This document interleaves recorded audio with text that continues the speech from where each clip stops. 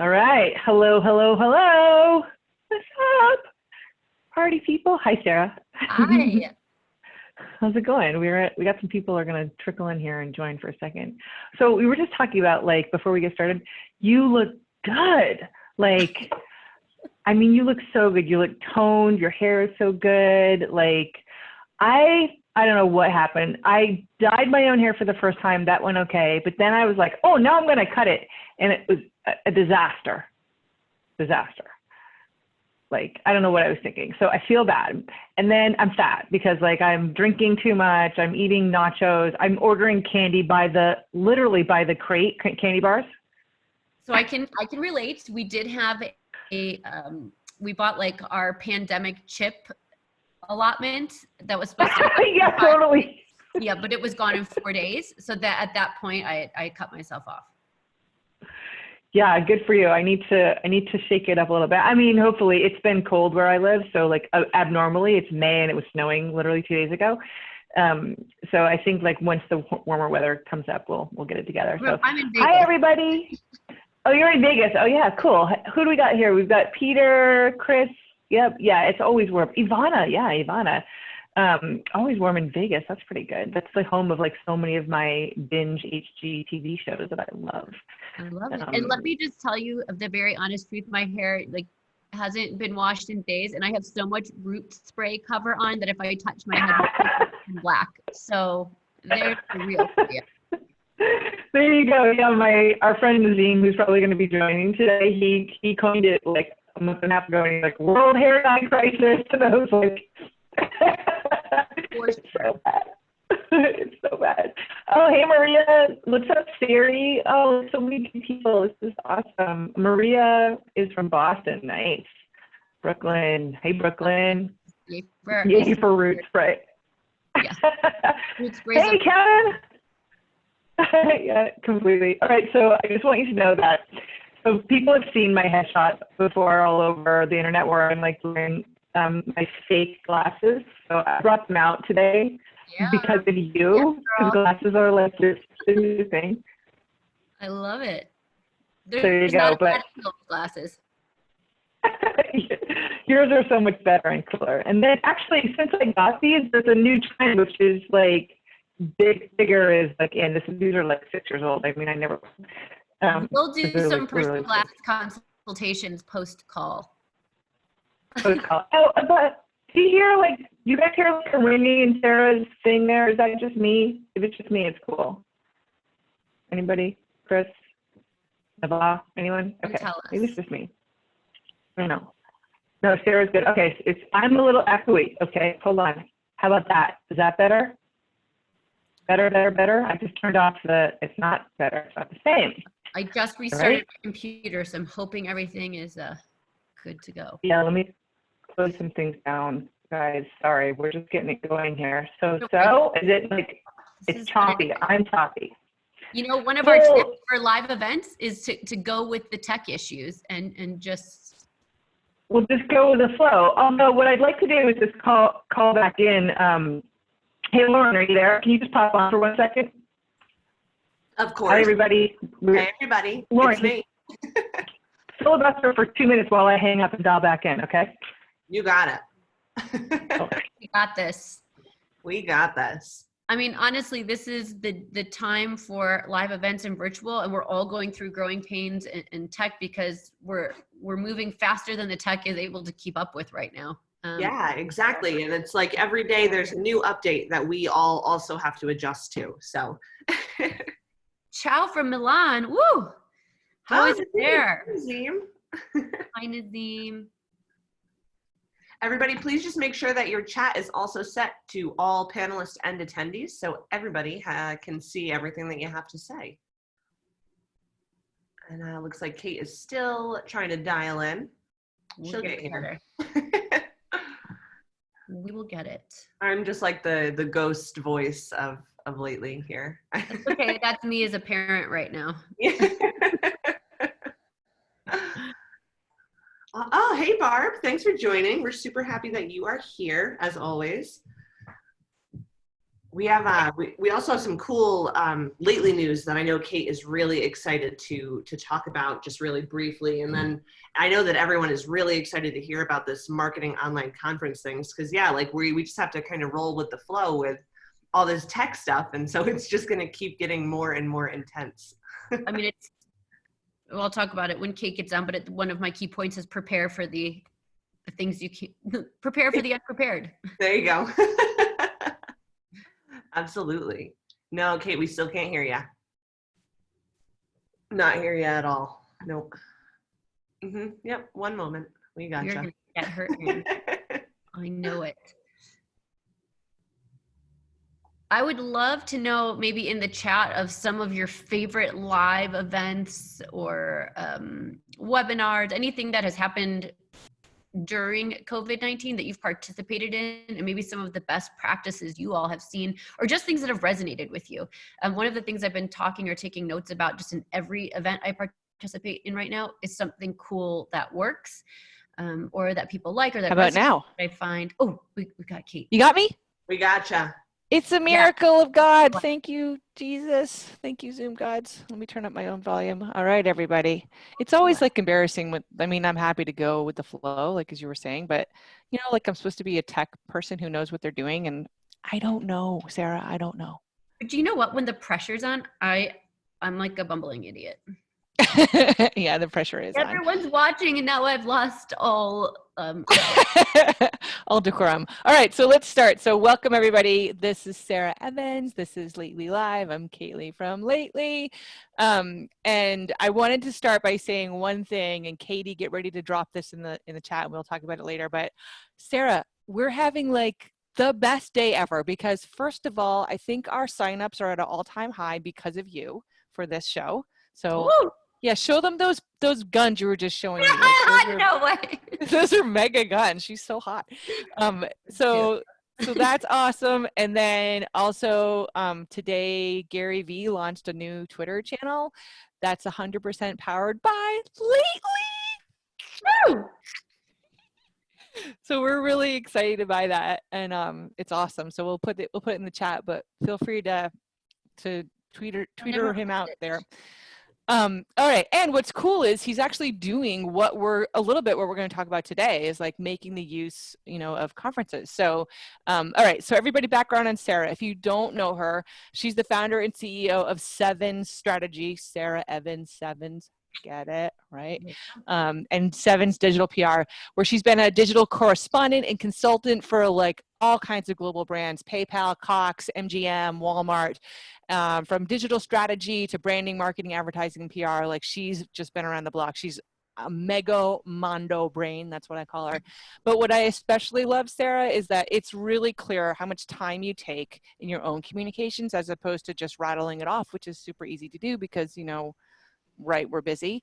And so I've noticed how careful you are in your responses, how nimble, how meaningful and purposeful you seem to be. And it's impressive that you actually walk the talk, right? Because not a lot of people get to actually do that. So awesome. I think my husband's not here. He always loves to pop in and kick it down a notch. That's hilarious. Well, so thank you so much again. And we wanted to talk about conferences. So did you get to go any conferences before COVID? Because I mean, it was the season, right? Yeah. So yes, we did a bunch. We did a lot of maybe not the large scale events. I canceled South by I think 2 months before. I just had a feeling it was going to anyway, but we did lots of one-off, nuanced or niche events because I was either speaking at them or we had clients there. And now things are changing. Yeah, so let's talk about the change. I mean, so what I want to talk about today, and I want to encourage everybody. Hey, Karen, welcome to the party. Hey, Louise. I want you guys to definitely chime in on chat. We want to talk about conferences. First of all, like this change, I think, was coming for a long time. I mean, because why wouldn't you want as many people as possible to somehow be involved in your conference, and you can't have everybody there in the room. That's just Craytown. But then maybe we can go down a few things about like what things could change about conferences. Like I have a strong one, which is they seem to be doing the same thing all the time or over and over again. So just generally speaking, and then I'd love your opinion on what you think online conferencing is going to look like. And then we want to talk about marketing conferences online. How does that sound? I think it's great. I'm taking some notes. Okay, awesome. So we'll start with like gripes about conferences in general. Like what are like, if there were 3 things that anybody could change about how they were or how they are as we know them now, what would that be? Number 1, giving visibility and a seat at the table for those often left unseen, better visibility for you name it outside of the normal or typical type of panelist that we see. Number 2, building influence, creating influence for attendees. You get lost in a sea of people and everyone goes because they want connections, they want to make deals, they want to build their network. And I think that has to become a top priority of how you can actually make that happen. And there are some great ways to do that. And number 3, eliminating some of the barriers to entry for those who can't afford to typically attend some of the higher tiered or higher price point events. For a lot of startups and a lot of entrepreneurs, it's not really feasible unless they get sponsored. There's a lot of back channels happening all the time, trying to get tickets and access, calling in favors. I feel like that there's a breaking point here and a threshold, and we're not going to be able to go back now that people are moving online. Yeah, and some folks are echoing your thoughts in the chat as well. I mean, so what's really interesting, so I got visibility, better job with influencers, and then eliminating the barrier to entry. So it seems that the push to online conferencing will actually, hopefully ostensibly, solve all those things, right? I think we can be extremely mindful because we're not stuck in the IRL scope right now. So we can visually look at speakers and say, does this look representative? Does this really reflect the best of our industry, what we have to offer? Number 2, just like you're doing right now, talking to attendees, people who are jumping in, they can interact with one another. You don't get that access when you go in real life to conferences. You're mostly, you're trying to network as best you can, but you're passing people, you're missing opportunities. This offers an opportunity, and we'll get more into some of those specific tactics like breakout rooms and that sort of thing. And then access barrier to entry, the majority of events are free right now. I am doing a few paid conferences, but those are not paid for me, paid for there's paid access for the companies simply because of the sheer access to content information. They really are workshops. Yeah. I think, like, first of all, I'm so excited just to see all this innovation happening, and people seem to really, for the most part, be embracing it. But and it's high time. I mean, like, I wrote a blog piece recently about this idea, and I just want to show of hands if anybody can put in the chat, like, who went to a conference just kind of for a free vacation? Anybody? Like, anybody ever done? I mean, more or less. Like, yeah, I mean, I did too, right? Like, it was part of the perks. It was a perk of your job, right? And so, like, but the thing that I found that you get out of the in-person thing, which I'm curious about, as you were just talking here online. Let me just back up. So we were talking about South by Southwest before we started, which is the first conferences that I'd ever been to. I'm old. I went to them like way back in the day when interactive, like, it just started, like. Yeah. And remember then, so when Twitter first launched there would be people on stage and they would literally put a screen with a Twitter feed going, and they treated it like a third person in the room. And this was like a revelatory, right? But really people have stopped doing that, except for actually Gary Vee. I mean, he still really does it super well. And I was trying to think about, like, that now more than ever, and our chat channel is serving this purpose right now. This is so important to, like, include that third voice, right?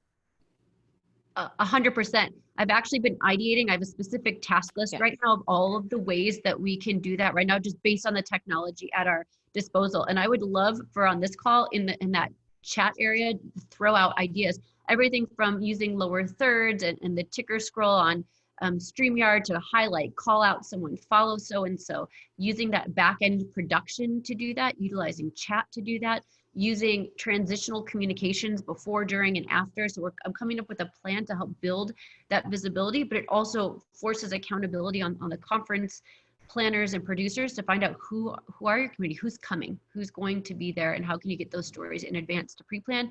Then what can you do for those kind of synchronicity moments that pop up, and leverage them maybe after.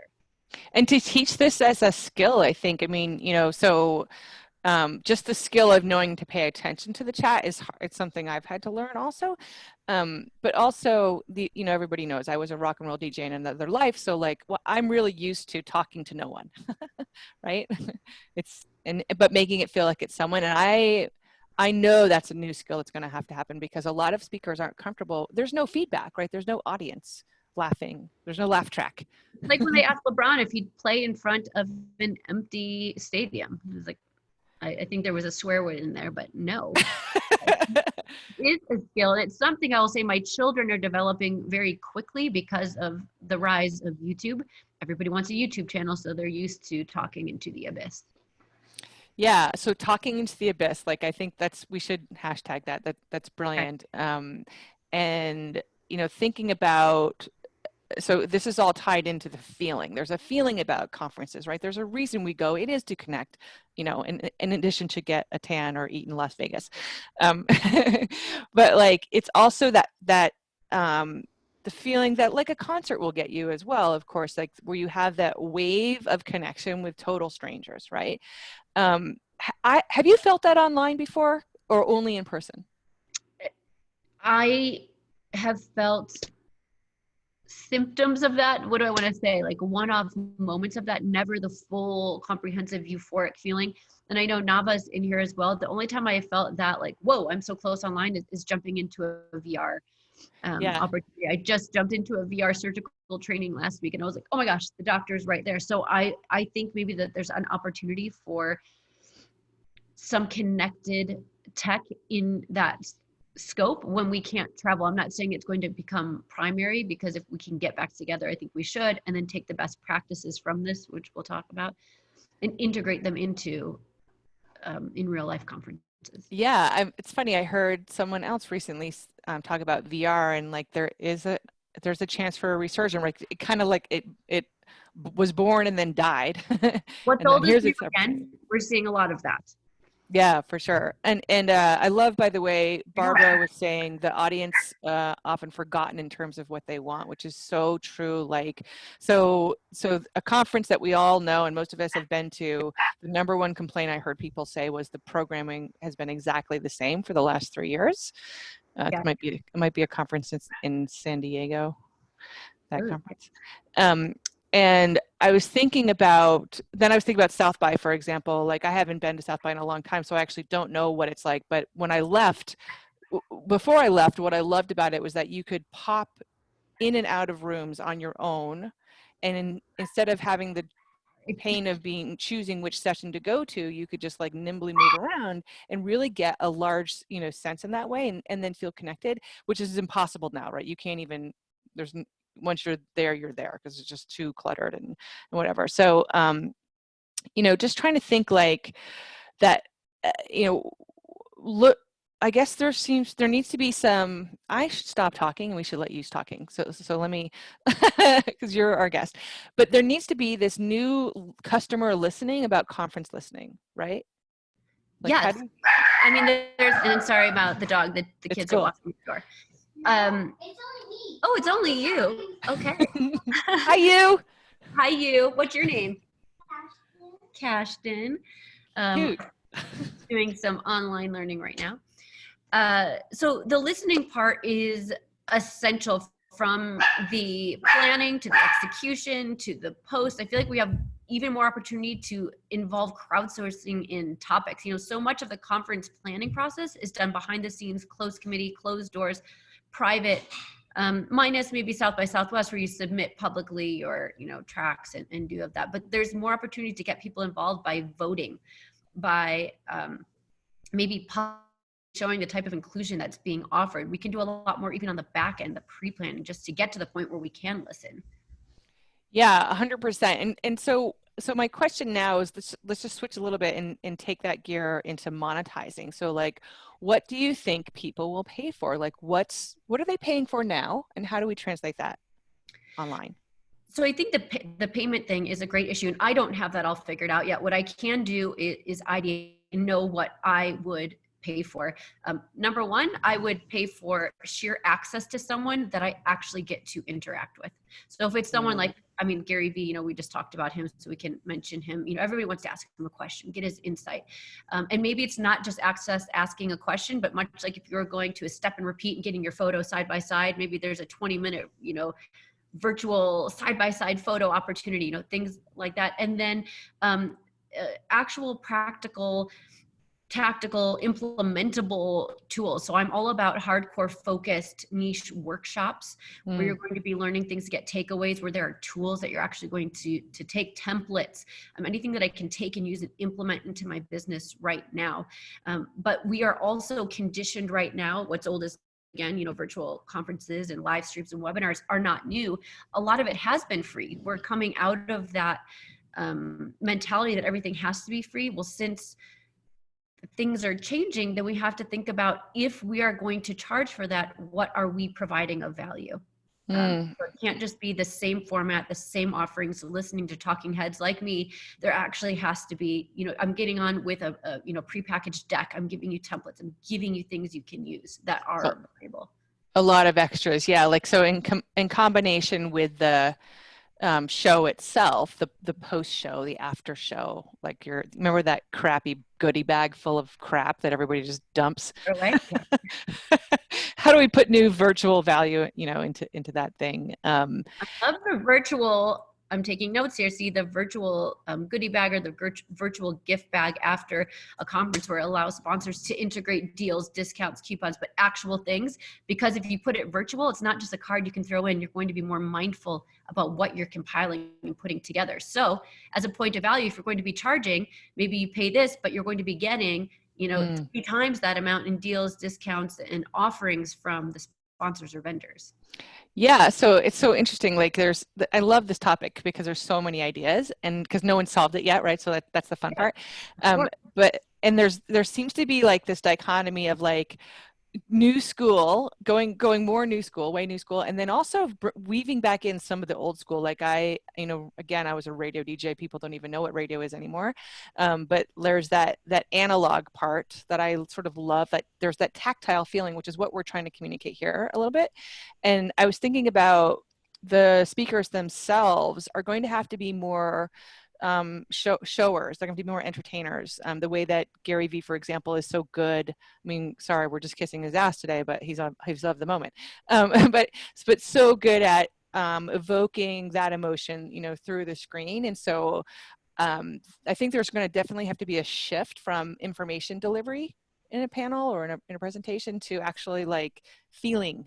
You know, I got to inspire you. I have to make you feel something here. As a PR person, one of the first things I do when I'm evaluating clients that we work with is look at what mediums they're most appropriate to be presented in, I would say. And some of those key attributes like charisma and things that that aren't tangible, you can't necessarily teach them right away. I'm like, they're not right for TV, but they might be great for podcasts. They might be great for written. They might be great for digital. And then looking for other counterparts in the organization who can bring those things that you can't teach. And luckily, if you're a part of a team, you can look for other people who have those, so that way even if speakers are thinking, or the information experts, subject matter experts think, I don't have that, but who does in the organization? So you're not necessarily trying to force a skill set upon someone, but knowing where they best fit. Yeah, I mean, so and Kevin is pointing out about replacing handshakes, eye contact, like with this idea that we're talking about, and what people's natural skill set is going to be around. And again, I was thinking about, you know, us at Lately. So I've been working from home for 15 years, and we've been on Zoom or whatever since the company was born. And we're notably good at creating emotion virtually. Like, my team excels at that. But one of the reasons we've been able to be good at that is that we've always just kind of said, well, warts and all, let's let people right into the green room, hi radio. But now that everybody's doing that, it's not as special to see my office anymore, right? Yeah. Or that I'm having a bad hair day, like everyone's doing that. So like how much more deeper am I or as an entertainer or as a panelist or whatever, going to have to bring you to get you that visceral connection. We are really into The Last Dance right now. We're of the Michael Jordan generation. So it's the special being aired on it's a 30 for 30 on ESPN and ESPN2. Yeah. And you just triggered something. I'm like, it's like the Dennis Rodman effect. So you can't bring something new. So what can you create? Is it your hair a different color every episode? What is that totally thing that brings people in? Maybe you have a different stuffed animal, something in the background every time and people have to find it. And you've got something. Oh gosh, Chris, I hope we're on the same page with Jordan. Virtual Easter egg. Virtual Easter egg, just something that can pull people in. Yeah. So maybe the opposite of that, but I was just thinking about, so you touched on getting intimate, like, so getting access, like direct access, which I love. So that's like going the one way. And then I was thinking about going like the totally opposite way, was there's so many conferences. There's more conferences than I've even imagined. Like it's really clear now. And we're all going to get fatigued pretty quickly watching things online. I heard some report on the radio the other day, we're talking about how hard it is for people to apparently just look at the screen during a Zoom call. Like haven't noticed this before, but I guess if that's not your normal deal, I guess it's a challenge, but so right, you're not going to sit at a conference for 3 days, obviously, like this is bananas, or even, more than an hour or two in the same setting. I can't even imagine that if it's not like, if it's just to listen to people. But what if there was like a Hulu channel that was like for conferences, like conference streaming all day long, right? And you log in and log out whenever you want. Then your virtual bag, Barbara, so here's why you might want that, is now plug for self. Like what if Lately took apart your event and gave you like 100 pieces of mini indexed videos or whatever afterwards? Like, could that be a way to, like, you get the bulk, you get the intimate kind of component for the before and the after, and then the sponsors will get their thing, but I don't know, I'm just spitballing. No, I love this. There is an opportunity not only to package it all together, but let the participant choose which experience do you want, maybe for how you're feeling for that day. So you create 3 prongs. You're like, God, I don't want anybody to see me today. I just need to, I'm feeling introverted, whatever, but I want this part. So you get 1, 2, or 3 that maybe there's pricing for, each. But who's doing something similar to what you mentioned? Forbes 8 has an entrepreneurial platform. It's like Netflix for entrepreneurs, where you can go on and just pull. So those are mostly produced, produced segments that you can go on and get access to. But I think that's, one step in the right direction. Yeah, thank you so much. And hey, Brian Kramer is joining us, our friend Brian. I haven't seen him in a while. So hey, Brian. Hi, Brian. That's awesome. Yeah, it's really exciting. I wonder, I was talking to a company who is an event planning company. I've been working with the innovation team at one of the largest hotels in the world, who's now reinventing themselves, but their whole goal was going to be focused on the event space in this year, which just kind of blew out of the water, but they're still trying to think about that. I've talked to companies where their whole thing was in person and they're working on bringing it online, but it's failing. And it's so exciting because there's so many possibilities. This is clearly something we need as humans. We are social. Look at this. We want to talk to each other. We want to feel each other.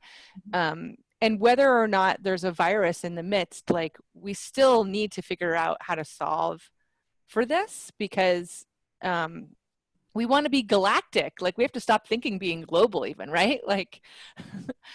How do we achieve this that way?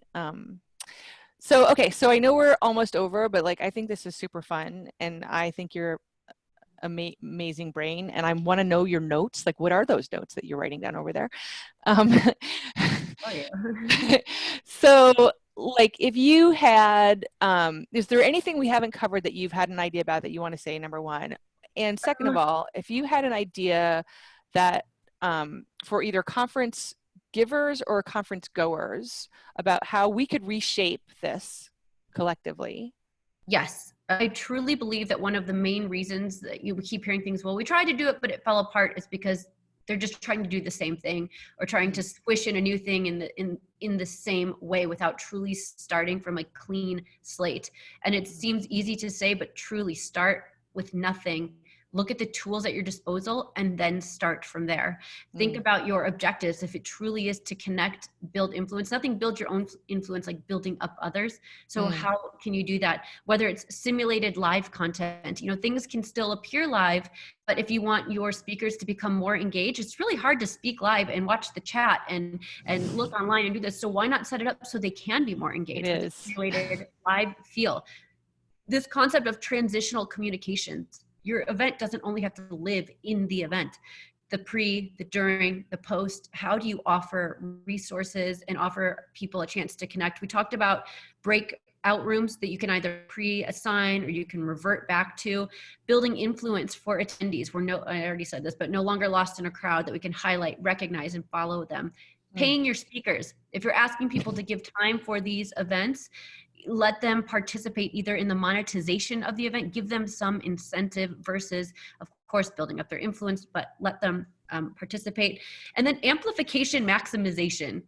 Maximization, did I say that right? So those are two big words, but really you have unlimited opportunity. One of the things I consulted with in the past for in-person events were how to actually package together the speaker's content and do things with them after. Well, now everything's recorded, so you can break them up into sound bites, create podcasts, create visuals with them, create and play a segment or section or breakout that happened and get people to engage and talk about what they could do better. So let people workshop it and actually participate.